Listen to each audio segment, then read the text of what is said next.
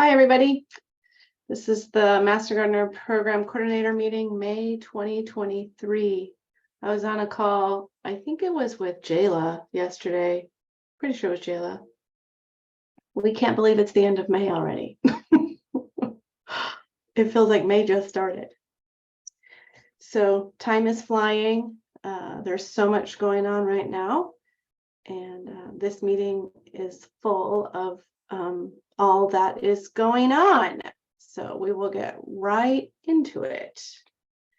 So I have some announcements, and then we'll get into some updates from Telling Our Story, Quality Resources, Infrastructure, DEI, and the Professional Development Group.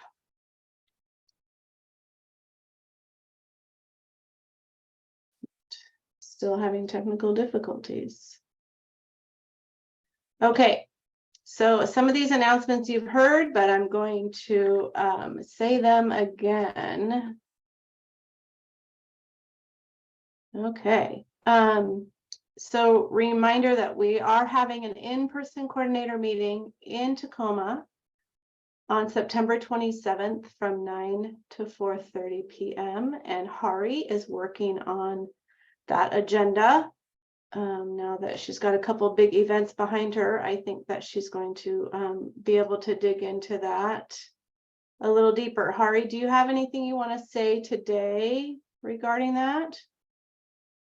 Just that for those of you who showed interest or availability to help planning, I'll be reaching out to you with the proposed agenda to see if you guys have any ideas to help with speakers or anything else for that this coming week. Thanks, Jennifer. Thanks, Hari. And please RSVP to me by the end of July so I can plan for food for everybody. Annual awards, the annual service and lifetime awards have been submitted. Thanks to everybody for making sure that the volunteers in your respective counties were on the list. And then I really want to encourage each of you to nominate volunteers from your local counties for the Extension Master Gardener of the Year, Ed Lacrosse, and the Media Award. These are WSU Extension Master Gardener statewide awards sponsored by the Master Gardener Foundation of Washington State. We have updated the forms, the nomination forms. They're the same content, but Debbie Benbow put them into a fillable PDF form so you can type right into the form and submit them according to the directions on the form. Some of the things we've been talking about at the state level about these awards, we very rarely get very many submissions or nominations. And we're brainstorming about why that might be. Number one, they're a lot of work. They're pretty intense to complete. But the second piece is, all three of these very clearly state that the volunteer must be participate in activities beyond their county. And some of them kind of read, it looks like it has to be statewide. And, statewide is good, but regional work is just as important in these awards. So if you have a volunteer that is engaged on a regional level, please consider nominating that person for an award. It doesn't have to be across the state. It can be just regional. I don't want to say just because that is, it's a big thing too. 50th anniversary. The events, we've had two. So the first one was in Puyallup in April. We talked about that one. This past weekend, we were down at Prosser at the IRAC, which is the Irrigated Agriculture Research and Extension Center. This link will take you to some photos of that event. I'll share the links out that are like I always do. I always share the links from these, but I'll share them out in the e-news. But here are some photos. There's some photos there. 9 volunteers were presented with special recognition for their leadership and years of service in the Extension Master Gardener program. So there were 3 from Spokane, 3 from Yakima, and 3 from Benton Franklin. They all got a vase with the 50th mark engraved into the vase, and some flowers in the vase. It was really nice, and a certificate to go along with it. Our next event is in Wenatchee at the Tree Fruit Research and Extension Center. This is going to be a big family event, a full community garden fair, where volunteers will be almost like a field day sort of feel, where there will be stations set up in the demonstration garden. They call it the community education garden. There'll be youth activities. The program has partnered with Home Depot. So Home Depot and their team are going to be there with birdhouse supplies, so the kids can build birdhouses. A local irrigation company that we partner with for the garden is going to be there doing some irrigation demonstrations, and then also demonstrations in the garden about, you know, our 9 program priorities. So that should be a fun event. Small program, 20 to 25 minutes. Marco, do you have anything you want to add to that? Putting you on the spot. You covered the bases really well. I was trying to think, as ticking through it, I think you've pretty much nailed it. It's we're hoping for good weather, and yeah, the garden's looking great. I was out there this morning, so it should show well. So there is a registration, Eventbrite registration. Do you know how many people have already registered? No, Debbie, you mentioned Debbie earlier. She's the one tracking that. Is Debbie on? Yeah. Oh, hi, Debbie. Hi, I checked on that a few days ago and there were 17, but we haven't pushed it out much yet. Yeah. So, And it's not required, right? I saw that come yeah, through. right. Okay, yeah. When we were planning for these events, you know, we were really looking at dates where the weather would be cooperative. And some of the factors we thought of were, we don't want it to be raining, we don't want it to be too hot, we don't want it to be smoky. Well, the Prosser event was 97 degrees and smoky in May. But it was great. I mean, it wasn't too smoky, it was just kind of hazy. But it was hot. I'll tell you, it was hot, especially when we were cleaning up. But it was fantastic. And then our final regional event will be in Mount Vernon on July 13th. And so more information on that is coming out. So Jennifer, Uh-huh.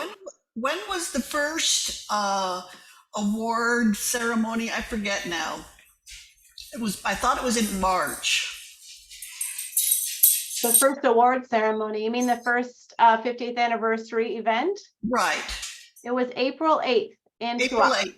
Yep. Okay, so our 3 people went to the event, and for some reason the awards had to be fixed or something, and they didn't get their awards. And I'm wondering when they will get them. Let's talk about that offline, Elena. Okay. Yeah, I'm not even sure that they were there. Yeah, they were. Yeah, they were. Okay, thanks. Jennifer, can I say a couple things about the Mount Vernon Sure, please do. celebration? Yep. Yeah, so we're still in the planning process, trying to figure out our program, but of course we want everyone from across the state to come join us and celebrate 50 years of the program. And we're actually looking for some engagement from a couple of counties that we haven't been able to connect with, and like to invite them to the event to actually table. And those are Cle Elum, Jefferson, and Whatcom that we haven't either reached out to or haven't been able to connect with. And so I'd love to connect with you all or have volunteers that would like to engage in some way with that planning. Our next meeting is June 27th for planning. So just let us know and we will send that information to you. If there's any questions, I'm here to answer them. Thanks, Alex. So what were the counties again? So Jefferson, Clallam, Whatcom. Yep. And then we've already had confirmation from San Juan and Island and Snohomish and King. And then Okay. obviously ourselves. So we already have that. We just need to know really about canopies and who would like to actually set up a table there. So just let us know and we'll try to make that happen. Thank you. Well, I'd love to reach out and talk to you more about that, Alex. Are you thinking that would be a Clallam County Master Gardener Foundation presence, or just Clallam County Master Gardener volunteer presence, or Master gardeners, all of the above, really. Cool. We just want representation from those counties, and we're offering spaces in our Discovery Garden where you can set up a canopy and engage with all the people that are going to come to the event. And so we know that you all are neighboring us and wanted to invite you all to join us.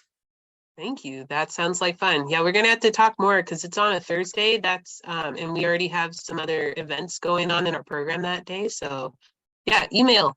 Let's connect. Sounds good. Thanks, Harmony. Anything else around the events?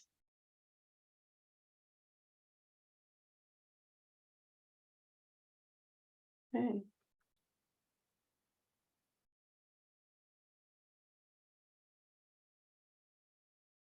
So I'm really pleased to announce that our endowed chair campaign is chugging along nicely. We launched this a little over a year ago, and out of it's really a need. Our program needs to have an endowed chair fully dedicated to our Master Gardener program, a horticulturist that can help us with updating training and fact sheets and publications, and partner with like-minded organizations and research, help us do research and apply for grants.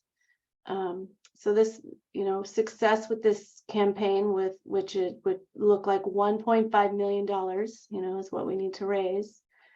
So in the last year, we've raised about $63,000. And we have a goal to be above the 100,000 mark by the end of 2023. We have a matching gift of $15,000 from Deborah Smeltzer and her husband, David Kingsbury. So they will match dollar for dollar cash gifts and pledges that come in between now and September 25th. The idea is that we want to celebrate success of this match gift at the conference in September. So if we are successful with the match, we'll be adding another $30,000 to our endowed chair campaign. I want to tell you a little bit about Deborah, just to give you some idea of who she is and her commitment to our program. So Deborah became a Master Gardener in 2012 and has dedicated her time and energy to supporting the Master Gardener program both in Skagit County and statewide through training Master Gardener interns and educating home gardeners. She provides leadership and outreach programs as a member and officer of the Skagit County Master Gardener Foundation Board and as a member of the 50th Extension Master Gardener Anniversary Volunteer Committee. Deborah believes in giving back to her community and applying her expertise and management skills honed during more than 30 years as a corporate executive in the biotechnology industry to strengthen our Master Gardener program. David Kingsbury, PhD, is a Washingtonian whose science and business career span the US and Europe. Dedicated to education in many forms, David is a regular supporting volunteer to the Skagit County Master Gardener Program, as well as being an avid home gardener. As an aside, I want to share some stats for you to hear a little bit more about Deborah. She was the 2012 Skagit Master Gardener Intern of the Year and the 2014 Skagit Master Gardener Volunteer of the Year. Just 6 years after joining the program, she earned her Presidential Lifetime Service Award of 4,000 hours. In 2018, she was the 2020 Washington State Master Gardener of the Year, and she's earned her 500+ hours per year service award every year, 2013 to 2022.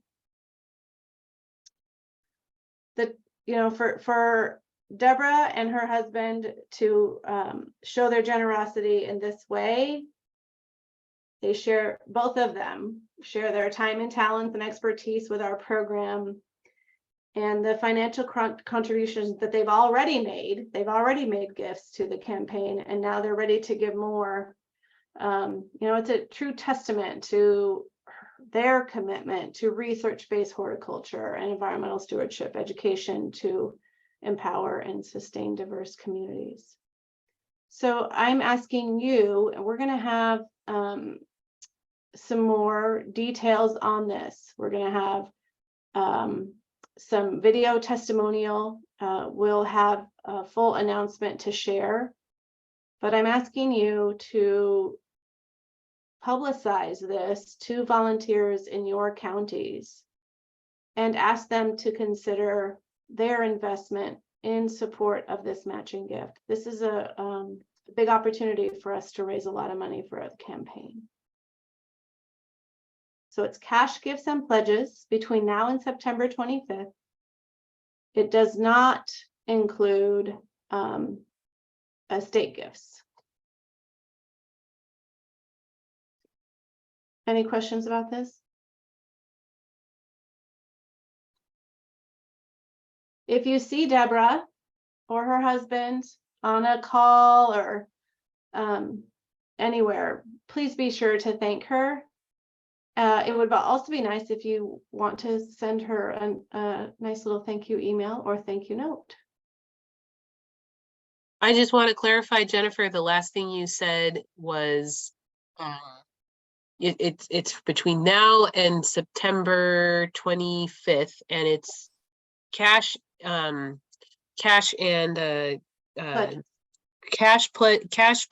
gifts and pledges, but not, was that last word estate or state gift?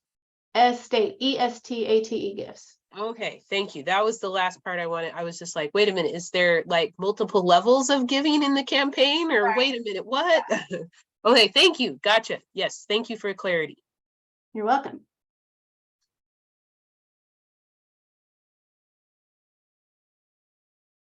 Okay.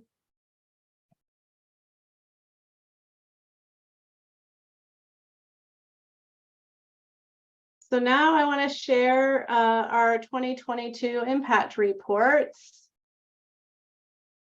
So here, this is, you all entered your data into the survey, and we have some, and I want to share some of that with you. So 27 of 30 programs, sorry, not counties, that should say programs, reported this year.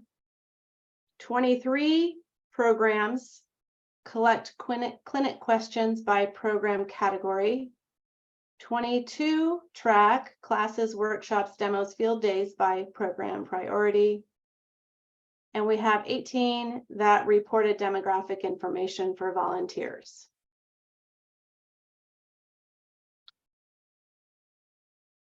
I don't know why it's not working. My keyboard's not working. Okay.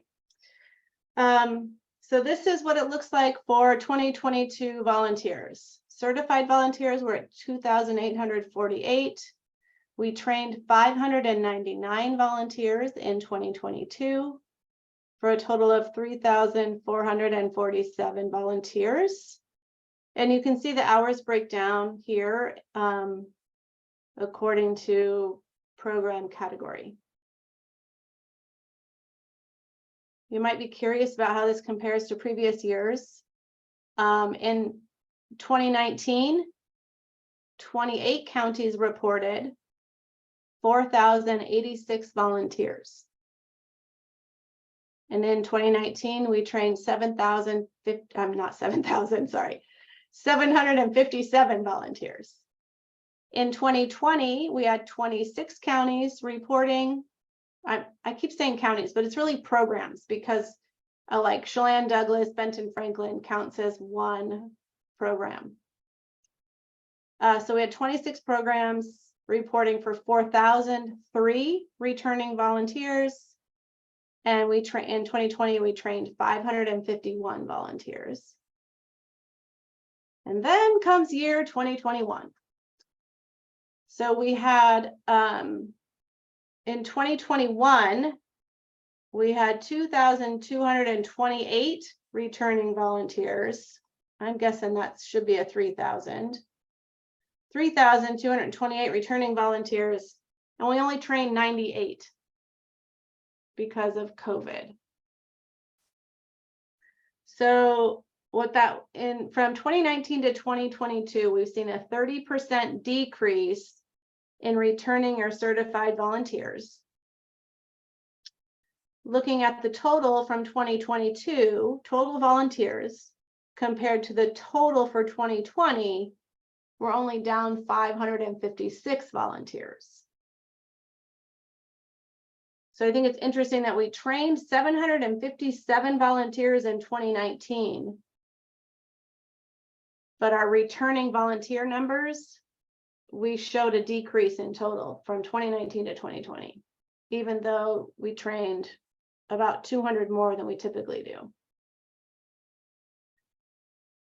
So I think that the decrease of 556 volunteers can be attributed to a few things. Number one, we didn't train very many in 2021. We only trained 98.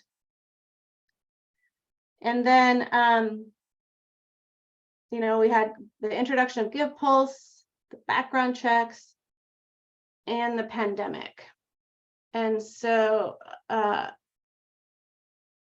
lot of volunteers decided to leave for one reason or another. But the other factor that I think is playing in, and I don't really know, in what capacity, but I do know that this is happening. So GivePulse provided the impetus for our program coordinators to ensure volunteers that are on our GivePulse rosters are actually the active volunteers. We had a number of volunteers on our rosters that hadn't turned in their reapplication paperwork for a couple of years. And so now with GivePulse, we've really cleaned up our rosters. And so, there's a number of volunteers who were on our rosters that hadn't been active for quite some time. So, I'm not concerned about the decrease in numbers. I really think that we're on the right path. We will see an increase for 2023 when we start looking at it in total numbers. Yeah, we're down a bit, but the volunteers who are here in our program today, they are the ones who are the most dedicated and committed to our mission. Any questions about this slide?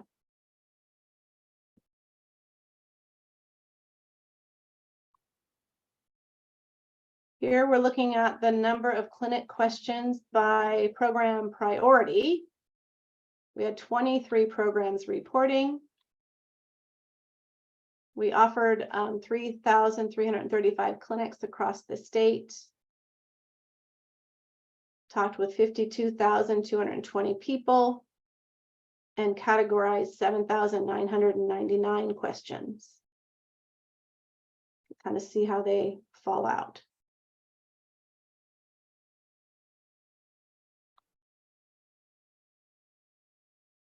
And these are numbers of classes, demos, workshops, and field days hosted or taught by topic.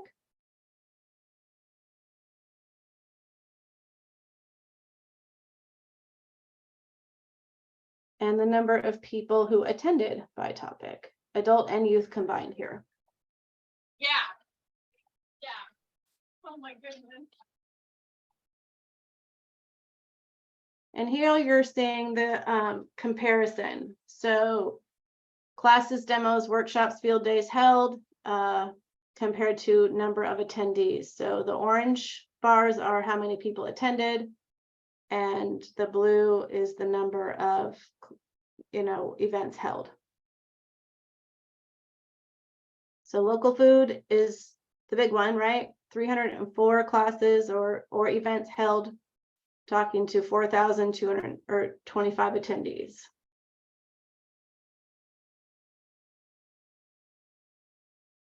Thought this was interesting.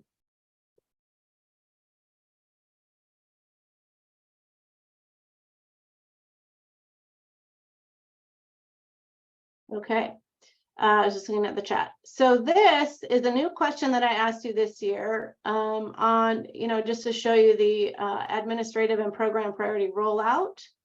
So I asked you if you're using PowerPoint templates, if you're using the icons and graphics for the program priorities, if you're utilizing the learning objectives, the evaluation questions, and if you've used the program priorities in your impact statements. So the Telling Our Story team has a few goals, which is why we asked you these questions. So by the end of 2023, we have a goal for 75% of programs to be using the PowerPoint templates. We're currently at 47%. By the end of 2024, we'd like to see all counties using the templates. For the icons and the graphics, we have a goal to have counties using these icons and graphics, 75% of counties using the icons and the graphics. We're currently at 60%.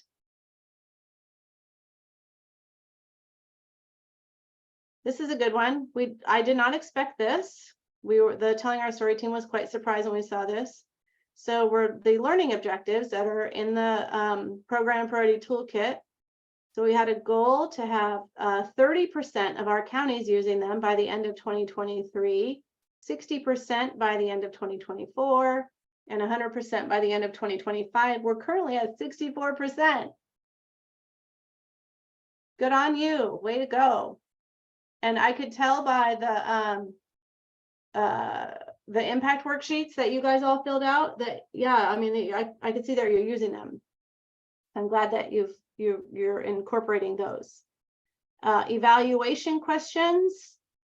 So we have a goal to have 30% of counties using the evaluation questions associated with the learning objectives, by the end of 2023, 60% by the end of 2024, 100% by the end of 2025. We're currently at 23%. I know from talking to some of you that you are rolling out those evaluation questions this year. So hopefully by the end of 2023, and when we ask this question again, we'll be over that 30% mark. And then using the program priorities and impact statements.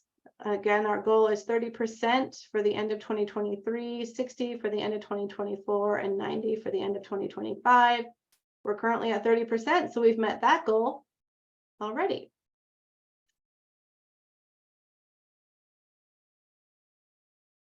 And then we asked if you offer DEI training to your counties. The blue is yes, and orange is no. And then we also asked if you have an advisory committee or leadership team. And you can see that that's half and half. And I think next year I'm going to divide that question out because they're different things. An advisory committee is different than a leadership team. Questions on this slide?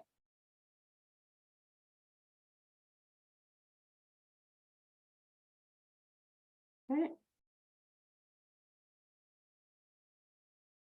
So here is what all of those impact worksheets that y'all sent me. This is what I'm turning them into. And they will also get posted on our website and get incorporated into a statewide like magazine style report. So this is the soil health one. And I'm gonna do them for as many of the program priorities as I can.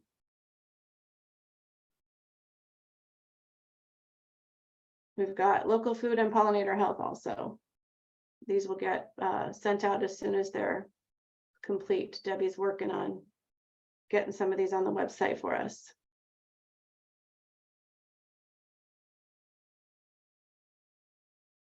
Any questions about that? You guys are awfully quiet. I feel like I'm talking to a computer screen.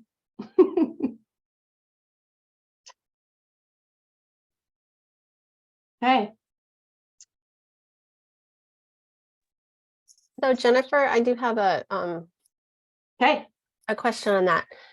So would these be something that would be updated then every year? So as we okay. Yep. Because right now we're kind of focused on just a couple of the priorities and doing I'm doing it kind of gradually because I don't have a lot of experience in all of these things, like using the icons. The PowerPoints, we have, I think, 2 of them definitely being used, maybe 3. Okay. But we have this stockpile of really good presentations that people have done over the years. And so I'm trying to get a team together to help us copy those over and have them ready to be, well, and then update them with the newer information and then have them ready to go. But it's like we're moving at a snail pace. Yeah, no, I think a snail's pace is better than no pace. Right? It's going forward anyway, Yeah, right? it's right. Not backwards. I guess we hope it's going forward. Yeah, I understand that. And that's why we have these incremental goals that, you know, right here that we're trying to get to. You know, we have a lot of history in how we deliver education in our counties, and changing that direction, it takes time and it takes effort and willingness. So I think what we're seeing here is that we're willing, and we just need to continue on that path. So I appreciate, Jackie, the work that you're doing there in Spokane to start adopting those things. Thank you. With the icons, Uh-huh. I've downloaded them several times to send out to different committees to use, but then I get confused on because they're just labeled with like their size. And I know that's maybe I'm being nitpicky, but I don't know exactly what ones would be used for, like fact sheets, or is it the 2-inch ones? Is it, and then how is that supposed to, I guess I just need some training on how to use the icons. I know they're available, but I've had a couple of folks ask me for those, and then I go back and I try to look for them, and I can't figure out which ones I want, and then I end up downloading the whole thing again. And maybe I'm just the only one struggling with that. I don't think so. Because if I'm being totally honest, when hold on, my keyboard just doesn't, it's not working. So when I went to get this one, it took me a while to download it and get it into where I wanted it. It wasn't a quick thing. So I can totally relate. I appreciate you bringing that up. So I've tried to figure out a good way for, I have a logo and branding folder, and then I'm trying to label everything with what it is. Mm-hmm. And but then I end up getting interrupted, and then I don't go back, and then Right. So I'm writing a couple of notes here. So one of the things that after our last meeting with Gerald, I gotta finish my note and then I can talk. you know, one of the big takeaways from that was we also need some design tips and training. So, but what I think needs to also need to be a part of that is the best ways to stay organized with all of the little things that we have available. I mean, they do this on a regular basis. I bet they've got some tips for us that they could share around that. And Debbie, I hope you're taking notes so that we can communicate back with Gerald. So in terms of, you know, design training, and then what the different icons, we can rename them to be more helpful, but what should we be renaming them so that they are more helpful? So I appreciate the conversation, Jackie. I think that's helpful. Anything else around that?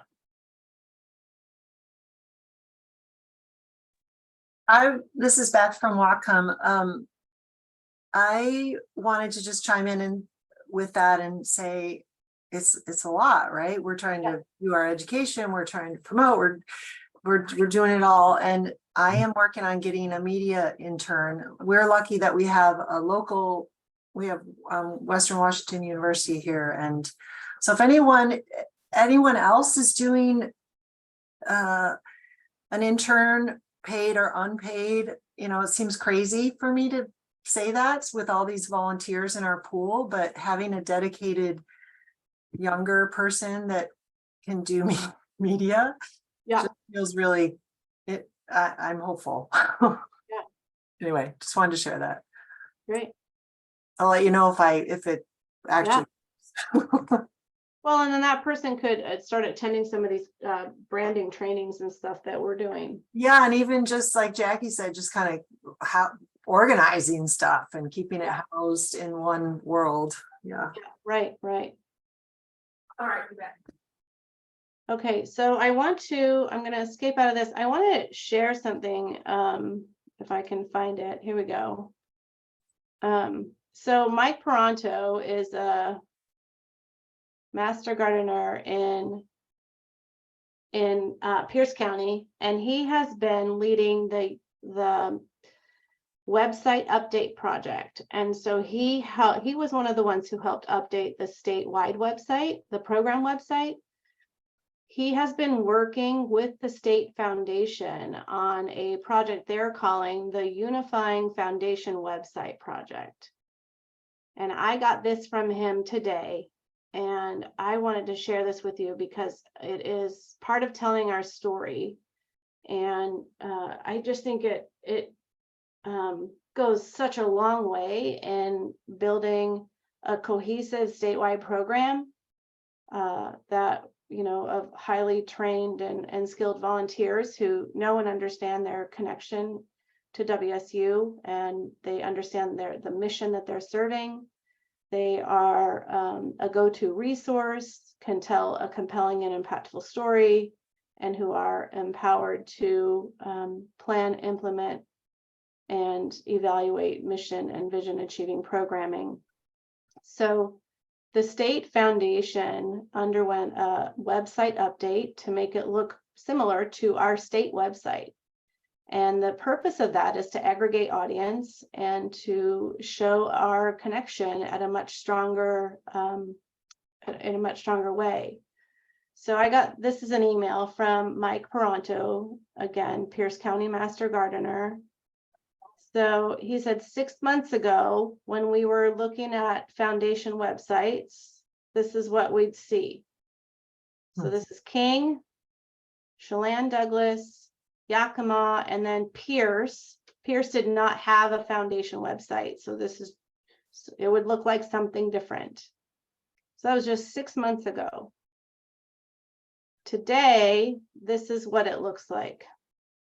State, Pierce, King, Yakima, Chelan. So he says, even to the casual observer, I think it's clear that we have stepped up our game considerably as an organization. And when you line these sites up with the program website, we've done a good job of delivering on the promise of aligning the look and feel across program and foundation. And he gathered a couple of other data points here. He said, our unified sites now cover about 45% of Washington state by population. And some notable pieces: King County, our largest, both by population and by amount of content contained in the website, use the opportunity to reposition the site from an all-in-one program foundation site to one that is much more squarely targeted at generating donations.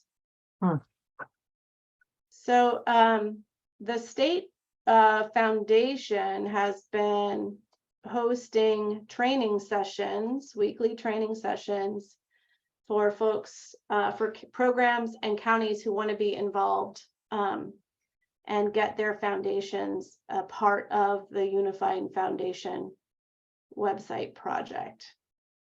I am not familiar with all the ins and outs or the money involved, but I do know that it's generally costs less money for foundations to go down this road, and the sites have more capability than the other sites we're having. So I know that the foundations are talking. The state foundation is visiting with local foundation presidents and you know, recruiting foundations to get on board with this project. I want you to know that I am a proponent of this project. I think it's a really important way to build that cohesive statewide program that I'm always talking about. And to show a true partnership between our program and our foundations. Any questions about that website project? If you start, I'm sure you're wondering, okay, about our program sites on the our local program sites. So the team is slowly coming together to update the extension website and all of the county sites. I don't have a timeline for that yet. But this year I think is a reasonable. That stuff's going to happen this year.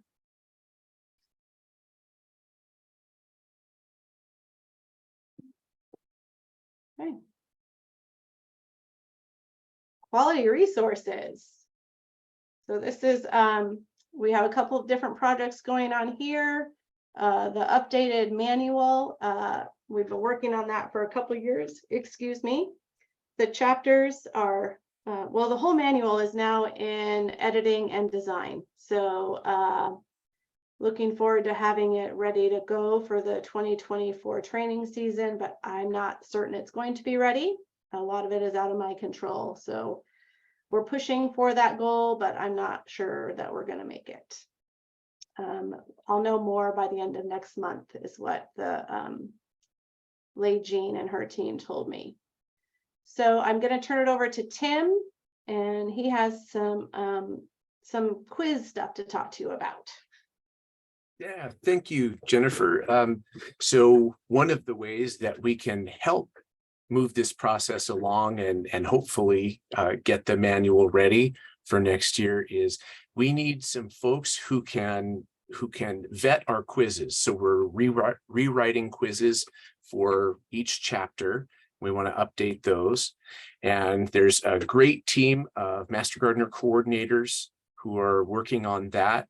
And we want to make sure that we improve the quality of the quizzes so that we don't have those problems that we've had in the past with like quiz questions that have double negatives in them, or ones that are deliberately trying to trick people into choosing the wrong answers. We're wanting to have ones that are just a higher quality overall. I know a lot of Master Gardener coordinators have like a list of questions that cause the same problems every time, and or every year, every training. So what I'm hoping for, and what I've come here to ask all of you, is if it would be possible for you or your volunteers to look at some of the quizzes that we've done, and excuse me, give us some feedback about making sure that we're not asking trick questions, that we're not putting in double negatives, that we're asking questions that can be found in the text, and ones that are not designed to trip people up necessarily. So we've got more than half. Actually, we're only missing 3 or 4 quizzes, draft quizzes, meaning that we only have 3 or 4 quizzes to write.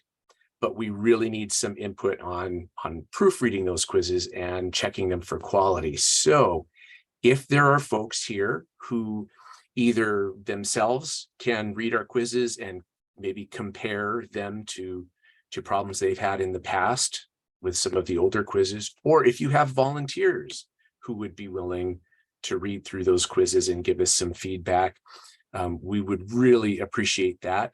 Our goal, just to give you a timeline, is to try and have all the quizzes vetted by the middle of next month. That's kind of an ambitious timeline, but if we can make it, that will help us meet our goal of trying to have the new manual ready to be produced for next year.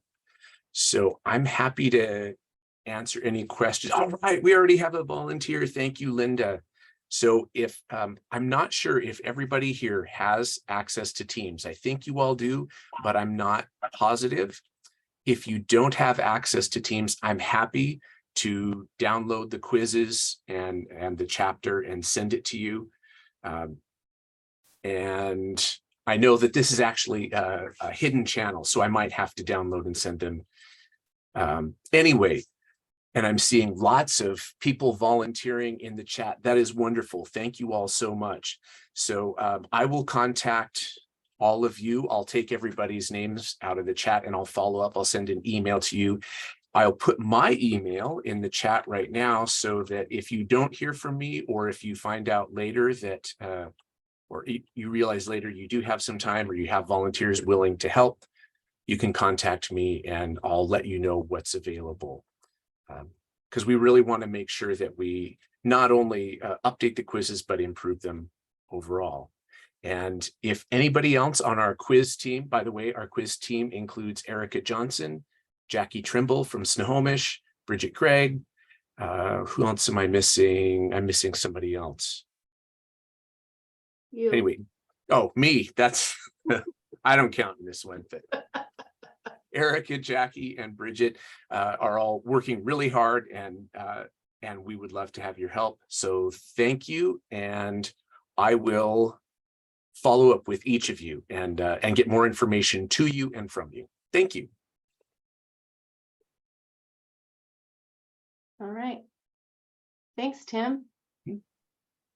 HortSense, it's been up and running for a little while, so we are bringing a team of people together from the Pesticide Resource and Education Program and starting to look at ways to make improvements to HortSense, make additions and other things like that.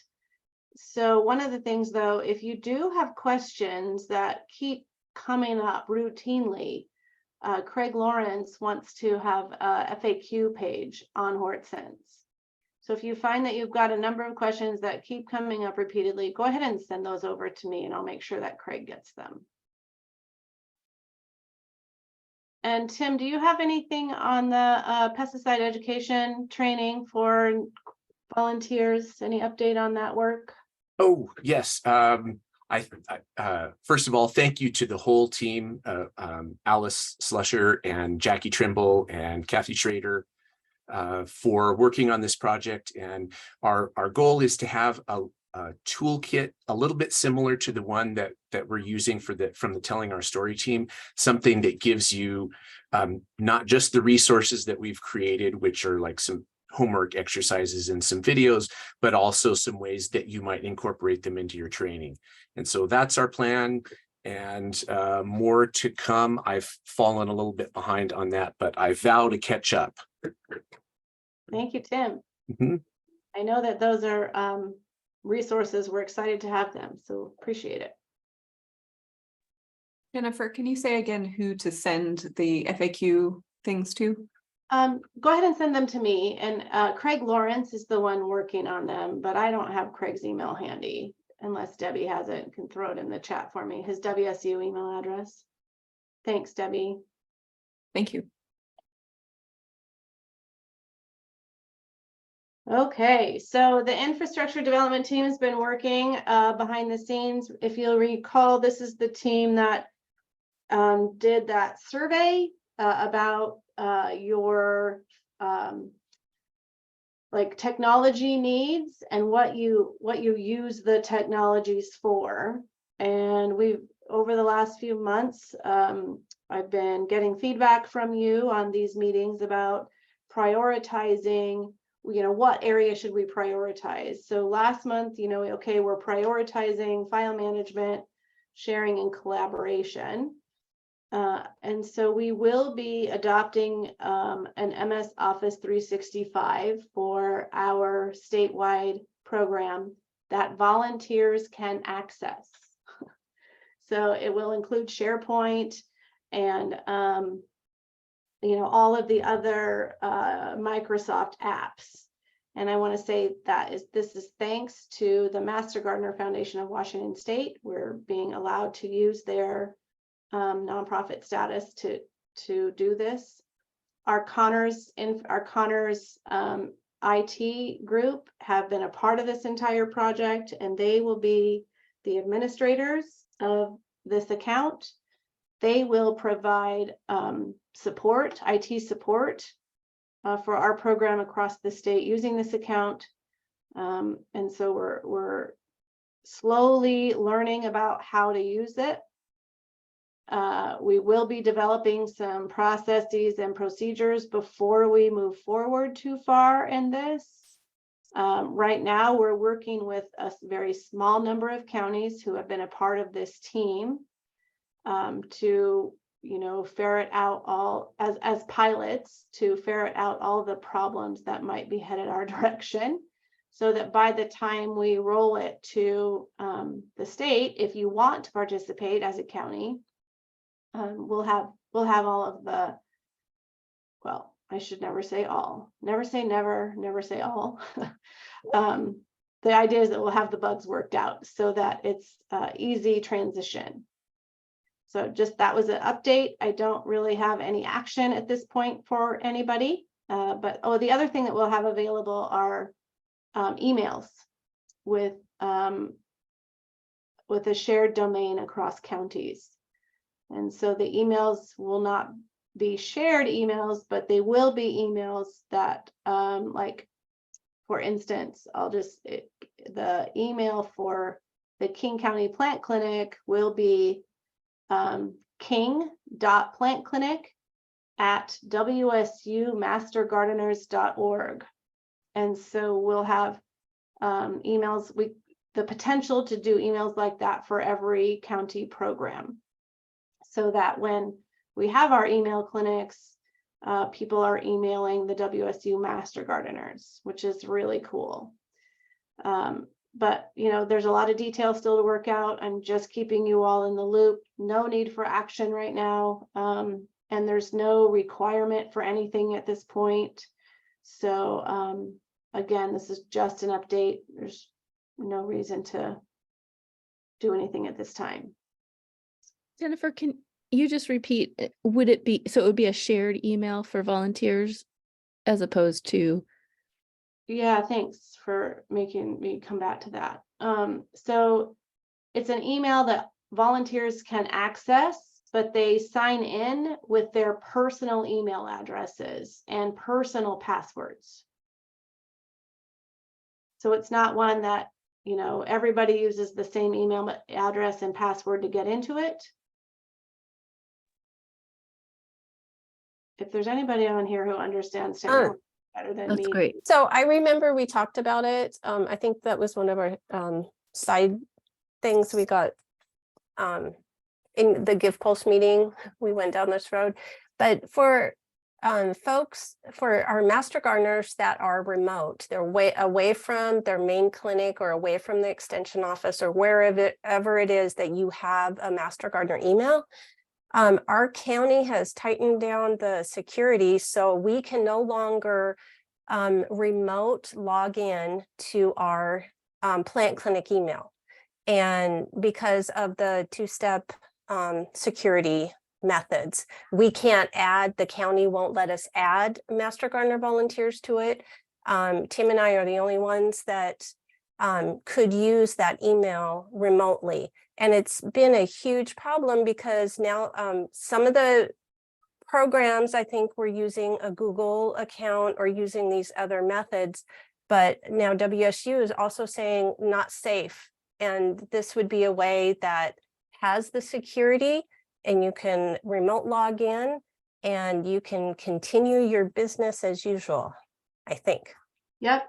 Is that right? Wrapping it up? Okay. Yeah, thanks, Jackie. I mean, I think you really made it real there for the counties, and I appreciate that.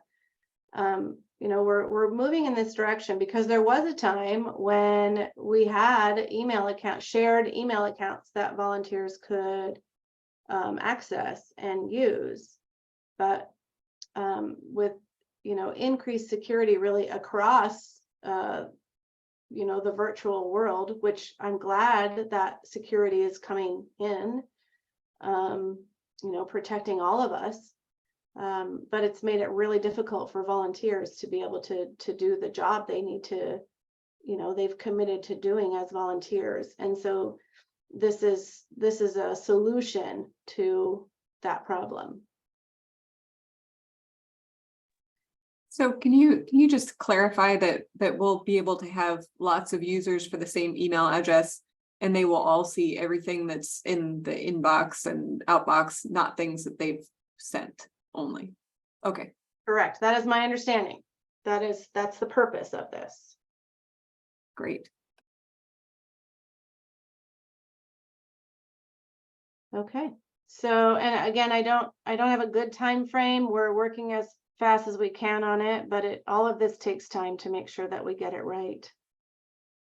And we're looking at counties that already have that are already using MS Office 365 to learn from.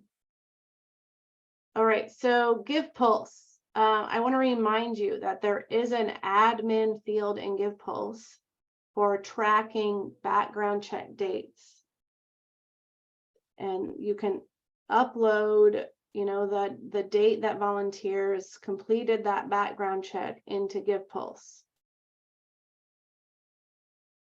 We are creating we're working on creating user guides and admin user guides with protocols for certain things. One of the questions about this particular field is, do we want it to have the background check date when it was completed or when it is due? So a team of people is working on that. We want to be consistent with what WSU does for their required trainings. And at this point, I think it is WSU tracks date of completion. But if you haven't already uploaded your background check dates into GivePulse, I encourage you to do so. It's an easy way to keep track. Keep forgetting that okay. Professional development team. So our advanced education conference is coming up in September. Please get the word out to volunteers. We love to have a huge number of volunteers at this event. There's going to be a lot of great continuing education here. For program coordinators, we really worked hard to find speakers on topics that we've been hearing a lot of need for. So one of the sessions is going to be on the session is called AIM, AIM, for active learning. AIM is authentic, interactive, meaningful.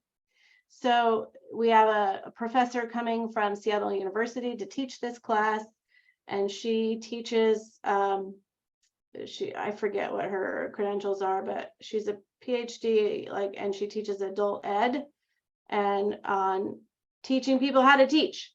And so I think that you know, as program coordinators, we could attend that and garner some tidbits that we can share with volunteers, or even encourage volunteers to attend.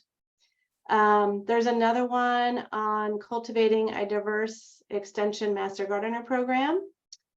We're having some facilitated sessions on running and managing plant clinics, and a facilitated session on nonprofit board fundamentals. Jana will speak on cultivating volunteer leaders, and then Tana Hassert, the state foundation president, and I are going to do our program foundation relations presentation again. So lots of good stuff for program coordinators and volunteers. Those were the things that we really are looking at for program coordinators. Also want to say that I've been getting a lot of questions lately about, you know, how Western science couples with Indigenous knowledge. Our keynote speaker at this conference is Michael Blackstock, and he is a Western trained forester and member of the and I can't say this word, but the Gitxsan tribe. It's Gitxsan, in located up on the lands of Canada. So he will talk on interweaving Indigenous cultural knowledge and Western science. I heard him speak at the International Entomological Society meeting last fall, and he did a great job. And then on Saturday, he's going to actually host a talking circle as a way of leading by example and learning about, you know, the impressions of his talk. His keynote address. So please consider attending the conference and making the most out of those sessions, and encourage volunteers to attend. I also want to point out that the National Extension Master Gardener Coordinator webinars are every other month. The one on June 14th is making the most out of Qualtrics. I want to attend that one. And then August 9th, they're doing a session on microaggressions and implicit bias as barriers. These sessions are all recorded and available on the extension, the National Extension Master Gardener page. And Jayla, do you have updates for the DEI team? Yeah, just quickly, everyone is invited to come and join us. We meet the first Thursday of the month from 12 to 1. The Teams folder is available for you, where you can look at notes and kind of see what we're working on and share resources. We're developing kind of 3 focuses on developing resources for coordinators. So professional development for coordinators, understanding how our role, you know, contributes to diversity, equity, inclusion of the program. So that looks like different types of trainings, like the one that Jennifer just brought up, working on sourcing those trainings for you and bringing them front and center so you don't have to go and find them. Training on demographic collections and the importance of that and how to do it. And thinking about different types of admin that can create more of an accessible and inclusive program. So at the coordinator level, then also thinking about sourcing information and resources collectively for your volunteers. So CE classes, continuing ed classes, and also adding a DEI training to our Master Gardener basic trainings. So working on collecting resources for that, and then also thinking about how to make our program more accessible for our clients. So thinking about different strategies in our clinics and our programming externally. So those 3 kind of components in our work, and we're just starting to get revved up. So you can stay tuned or just listen when we check back in at our coordinator meetings. And definitely invite anyone to share any resources that they have that kind of fall into these buckets. It takes a whole village, so we would love to see any things that you are providing your clients or providing your volunteers or using yourself as a coordinator.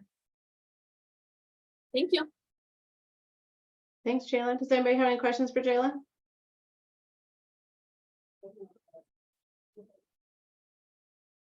Okay. And I think that does it. Our next meeting is June 28th.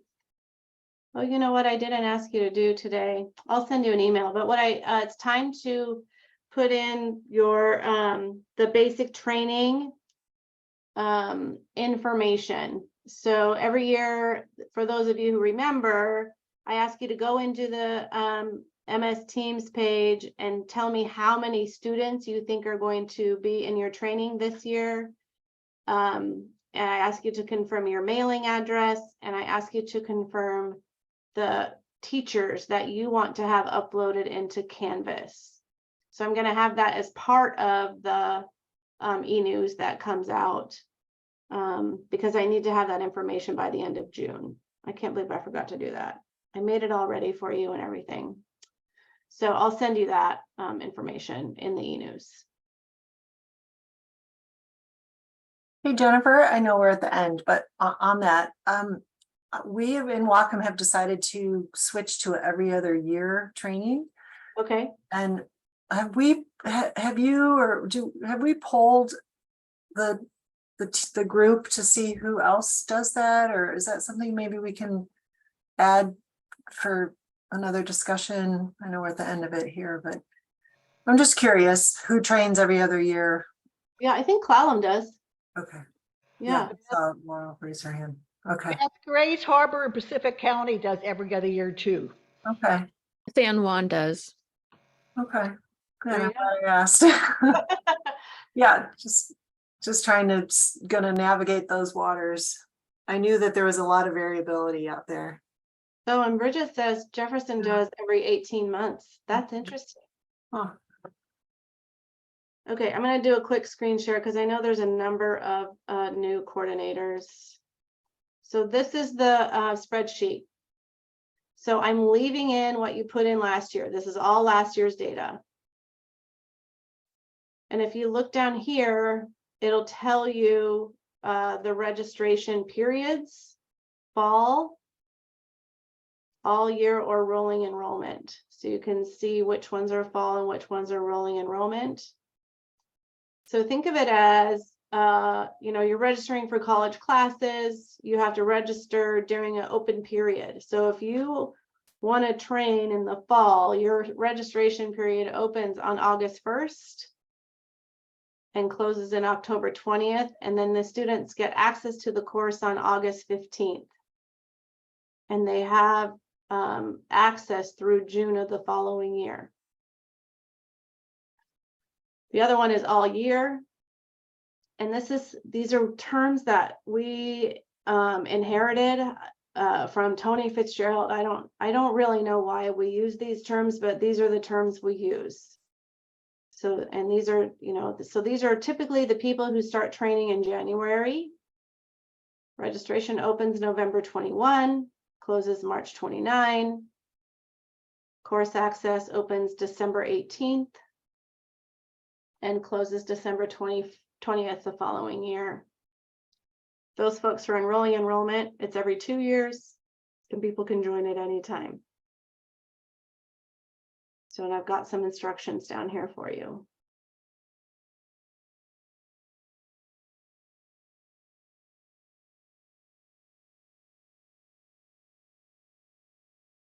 Okay.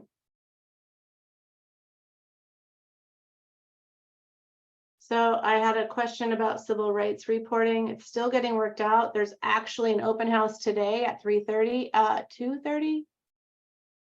Is it 2:30 or 3:30? Who has that on their calendar? 3:30. 3:30. Thank you. 3:30 to 4:30, there's an open house. And then there's another open house on the 31st. I sent a note to all program coordinators about that.